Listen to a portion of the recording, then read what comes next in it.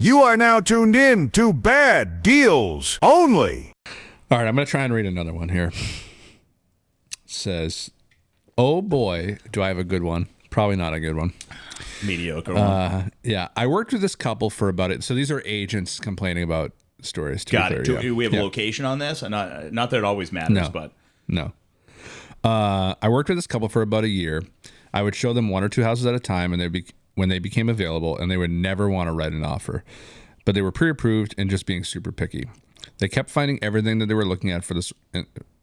They kept finding everything that they were looking for in this one town for about $400,000. So not in the Northeast. Remodeled pool, huge yard, etc. But they couldn't stand the thought of living in that city. So we started looking about a half mile to the west in a different city, where the name was just the Premium. Interesting take. Okay. The location that they could afford was plagued with wind, ran down houses. Hey, Mother Nature can really hinder what a plague wind is. Ran down houses, etc. But because of the name of the city, they felt better buying there for the future value. Okay. I don't understand how a city could have a great name, but be plagued with ran down houses. And wind. Yeah, wind is such a bitch. So I think it's probably like, it's a good town, but it's the worst part of a good town. Okay.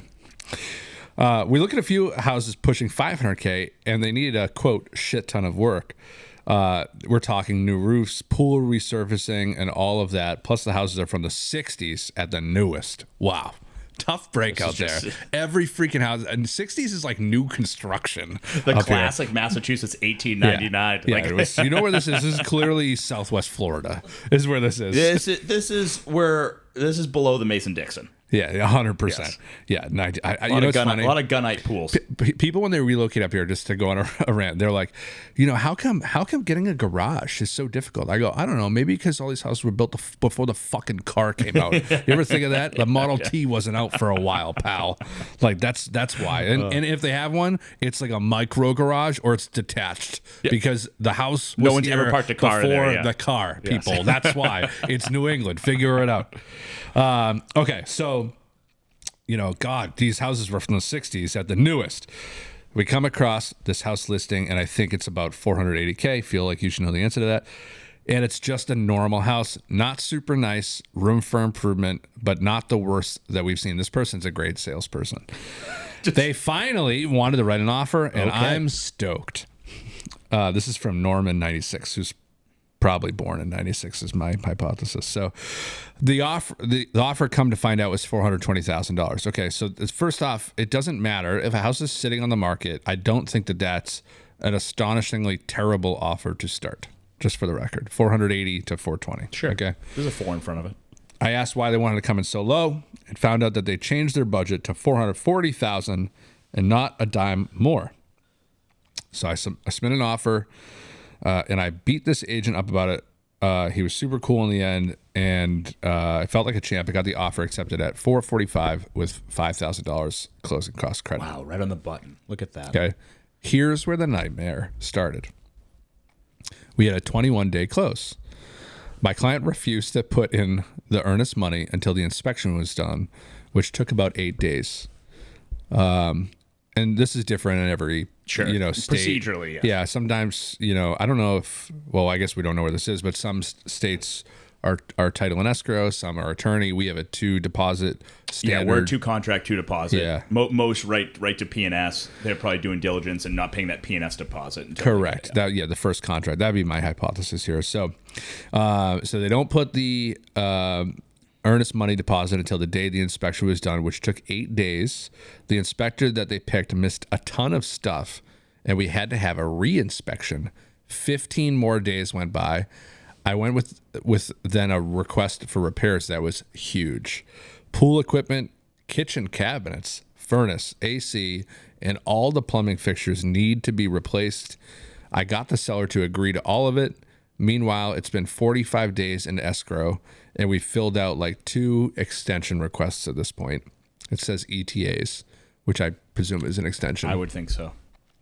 They still aren't happy and are threatening to cancel the whole way. I presume that's the buyer. After finally removing their contingencies, we're about to close. We go to do a full walkthrough of the property, and the pool is empty. I turn on the pool filler valve, and it literally just explodes water into the sky, and the pool fills with dirt. That was obviously broken too, and their inspector missed it, and I had to pay to fix that when I told them we just need to close, and there's nothing else the seller is willing to do. They said I was lucky they didn't fire me for not putting any effort into the transaction, and I was lucky I got paid. A couple of days later, we finally closed, and I pretty much haven't talked to them since. My philosophy on every deal is to be fair, and at the end of it, they did get their best deal in town, but I feel like we took advantage of the seller that desperately needed to sell because of some family issues. Ultimately, it was my hardest deal that I've done, and I felt kind of scummy in the end. All right, this is much better now.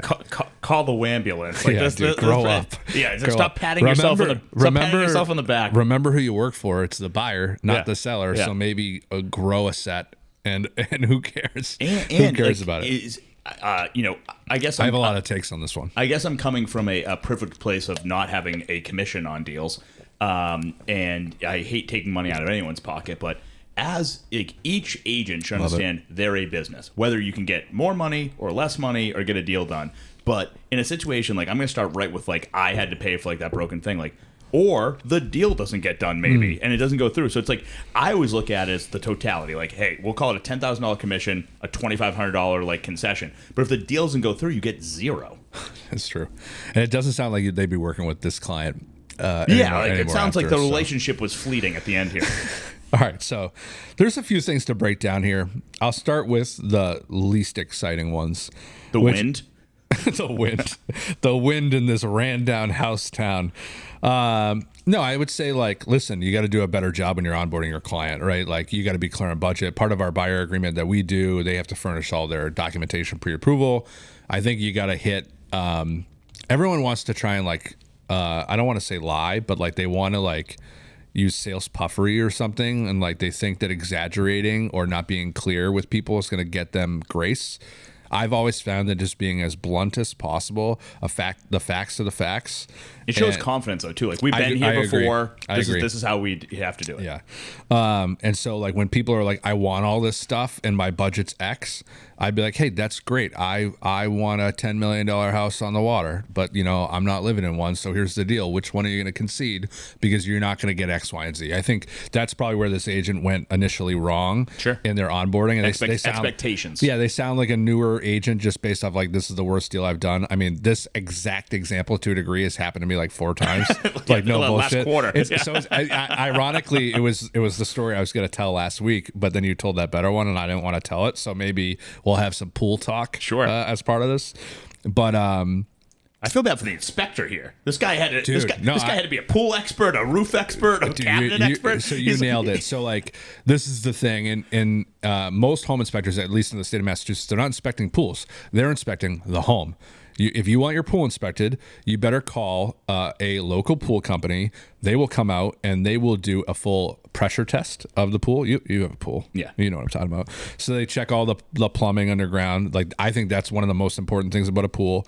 Like, you want to make sure that that's not leaking. It's maintaining a certain pressure, PSI. The leaking's huge, yeah. 100%. Like, that's where you basically need a whole new pool, right? And that was the issue here. And so the fact that nobody inspected this pool, this is not the home inspector's fault. The agent probably has no freaking clue that they needed to even get a pool inspection or some sort of pool person out to look at this type of stuff and validate that like the pool plumbing is functional, let alone the liner, the filter, or something that happens here in Mass, like that happened with me. Like, we couldn't do a pool inspection because like it was like a winter? it was a take it or leave it type scenario. Oh, we really? closed in August, and it was an estate sale.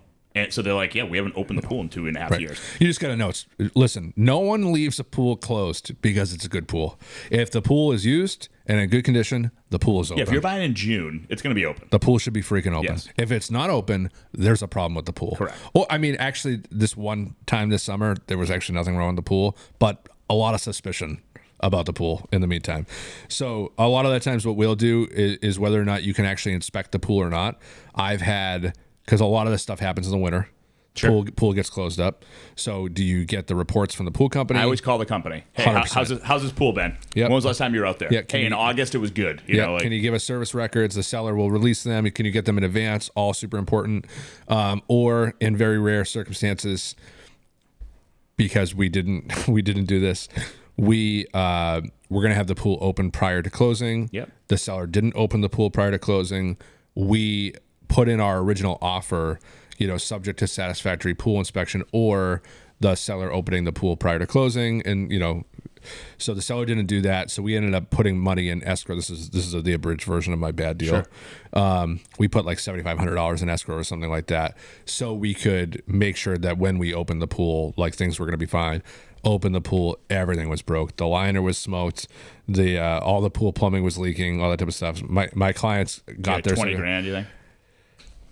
Way more, because with all the pool plumbing too, they have to do the whole new skirting around the pool, all new stonework, because they dig everything up. I mean, thing was smoked. Yeah, I think they spent 30 or 40 grand. Ugh. So like now, pool's not all the correct out to be either. So yeah. So the thing that we always do now is if there is a pool, and again now that the inspection law is in place, subject to satisfactory pool inspection, pool records or something, almost like you're looking for like a pool rider or something like that. And I think that's the best way to protect the client. So, and real quick, I think what happens a lot too in listings is the listing agent sells the thing, the vision, and then is like, pool well, we're not works. doing a pool inspection. It's like, well, you have 37 pictures of the pool, and you said house with pool in big capital letters. Like, don't you think that was some of the motivating factor of why we came to this house? 100%. Yeah, we actually had, I think you had one with Lewis this year where there was a lot of pool drama. I pool drama every year, so like I'm sure just add it to my list. So another thing here, like it's always tough. I've had a few instances where the client doesn't give the earnest money on time. I don't really love that. It's not good. You know what I wanted to almost start doing, which I didn't do and won't do. I almost feel like, especially for the liquid buyer, like that has. You onboard somebody, they're putting 20% down or something like that. What would stop us, again, maybe from like taking a deposit as like a retainer, right? Hey, this is towards my fee, but ultimately we're going to use it as earnest money. And like trying to at least get that $1,000 like in escrow so we can write that check for them. Yeah, I think if you take the 1,000, I think that here's the biggest thing I find. Is, we're not doing it, to be clear. Is buyers don't... there's never anyone in the middle. Buyers are either like, Nick, where do I drive this $1,000 right now? Because it says it needs... You need money? It says it needs it right away. And I'm like, oh, no, like, we're cool there. Or they're like, what's the big deal? With, yeah, you're super right. They Jerry Seinfeld it. What's the deal with 5%? Like, why are we doing this? So, like, that's what you have to figure out is, like, telling them, like, so the first thing I ask, where are your funds coming from? Yeah, it's from dad, from this. Okay, well, where's the $27,650 you owe on Thursday coming from? Because even if it's coming from an account we can't get to, we just need to communicate that and go, hey, that money's not getting you for 3 days. Because then you have the listing agents who are psychopaths. Psychos, dude. Psychopaths. We're pretty lax on it, to be honest with you. Like, we get it. Everyone's busy. Everyone's at work. What I tell everyone, I go, if people are openly communicating, don't be nervous. It's when silence for 3 days happens, we have to start asking questions. Yeah, I've had a couple this year that nag 3 times a day. And I've just been like, hey, can someone just drive this? This is ridiculous. I FedExed it the next day. What's the deal now? Are most people using the electronic stuff? Yeah, but they're all proprietary. It's turning into like, so there's Deposit Link, that's the bigger one. I always say. Yeah, that's the biggest I have one. That, actually. Then there's Earnest. Then there's like Coldwell Banker has their own. I think Compass is coming out with their own. Real has their own. Okay. But we're lucky. It's basically just like, I give you a link and you just upload a copy of your check. Like it's almost like mobile deposit. Oh, okay, cool. Okay. So but people don't have checks all the time. Like so that's the thing. We can obviously do a wire, and that's the downside. Through the same app or platform. I can give them secure wire instructions or something like that. But yeah, that's been a little bit of a slog lately. It's like, oh, I don't have checks, so go. I don't know what to tell you. Go get one. You need to get one from the bank or get a money. I will not say, a money order, people who are buying a house, signing an offer where money is clearly stated, should not be so confused as to the fact that they need to pay the money at that time. That's very true.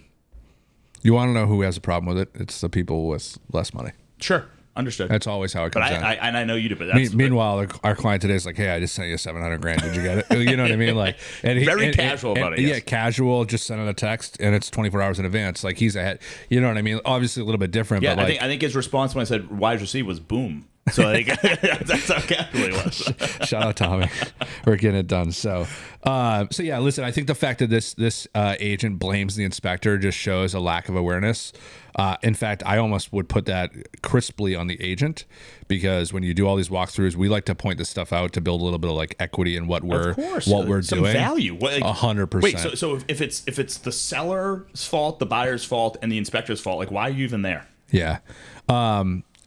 Last few things, I think it's funny they tried to turn the pool on. Like if the pool was empty, I wouldn't have touched that. You know what I mean? That's like the heat's off and like someone shut off the gas line. I wouldn't turn the gas line on. Actually, and I'll give you a hot take here. Not that I'm griping at agents, because so many of them are okay. so many of them are good. And I like to just don't lie to us. I like to put the good agents on a pedestal, but I hate when the agent is walking through the property or knows like about the pool issue, and they're seeing it for the first time with the client. Right. Like, why were you not there 24 hours before? Right. Or asking for a video or photo from the listing agent to confirm that it was done. Like clients want to walk into, even if it's why bad, is the pool empty? If it's bad news, you should be telling them before, hey, the 100%. pool's empty.